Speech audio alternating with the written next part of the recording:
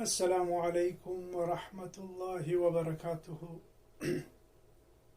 The series that we had started, I had named it Emotional or Mental Well-Being, and I didn't get a good response.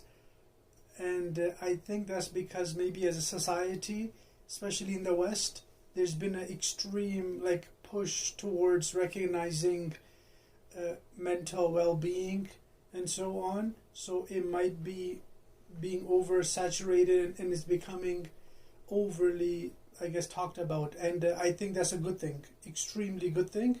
And I think we should continue because it's still not enough. So let's continue with that as a society and as a Muslim community. It's never too much, inshallah. And if it ever does become too much, we can take maybe back off. But right now, I think it's a good time to get comfortable talking about mental well-being and how a person feels. But nonetheless, I will kind of sidetrack from mental well-being to mental intelligence, and that continues to social intelligence also. So there's two books I think that were written by a specific author. I'm forgetting his name, but he literally named them Emotional Intelligence and Social Intelligence. And just to give a quick example of social intelligence, in the hadith it mentions that Nabi sallallahu alaihi wasallam he instructed that when someone comes into a gathering, you should move for them a little bit.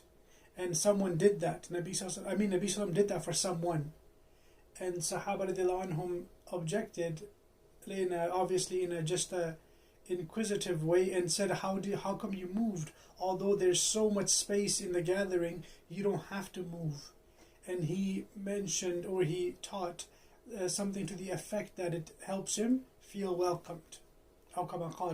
So it's a right of that person to socially integrate him into that gathering and make him feel well and welcomed by moving a little bit and maybe doing a hand gesture, like please take a seat and so on. So that way a person feels very welcomed. So these are just signs. And another social intelligence is where the fiqh books are saturated with examples of who should say salam to who.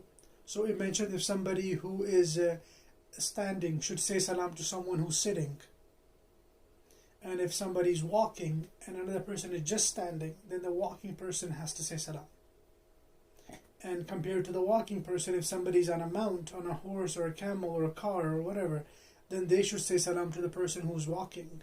So if you look at that, why that latter? Because the person who's in a higher state should make the person in a lesser state feel welcomed and feel equal.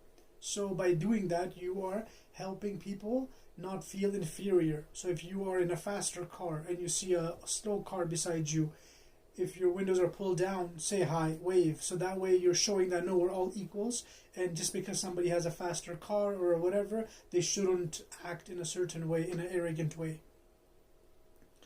And so that's that. Although sometimes in the fiqh books it mentions the opposite also, to teach other wisdoms, where it mentions smaller groups should say salam to bigger groups. So that's another social teaching, which is smaller groups should accommodate the bigger groups because they have more numbers. So much wisdom in the Sharia. May Allah give us tawfiq to understand. So this is where I wanted to take this short series that we're doing to social intelligence and emotional intelligence.